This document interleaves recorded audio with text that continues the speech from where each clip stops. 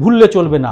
সে সময় বাংলার উপর হামলা চালিয়েছে যারা, তারা কিন্তু সকলেই ধর্মে হিন্দু, মানে অমৃতা দেবীর কথায় সনাতন ধর্মের মানুষ। এই অবিভক্ত বাংলায় বর্গীর হাঙ্গামার কথা, তাদের অবর্ণনীয় অত্যাচারের কথা আমাদের ইতিহাসে লেখা আছে। 1742 সাল থেকে 51 সাল পর্যন্ত 5 বার বাংলায় অবর্ণনীয় আক্রমণ চালায় মারাঠি বর্গীরা, যার নেতৃত্বে ছিল ভাস্কর পণ্ডিত। ধর্মে তিনি একজন উচ্চ বর্ণের হিন্দু, আর তার বিরুদ্ধে বাংলাকে বাঁচাতে যুদ্ধে নামতে হয়েছিল নবাব আলীবর্দী খাঁকে। নির্বিচারে লুটতরাজ, গ্রামের পর গ্রাম জ্বালিয়ে দেওয়া, অন্তত 4 লক্ষ মানুষকে হত্যা, অসহায় নারীদের উপর ভয়াবহ অত্যাচার, এর সবকিছুই চলেছিল বর্গীর হাঙ্গামার সময়।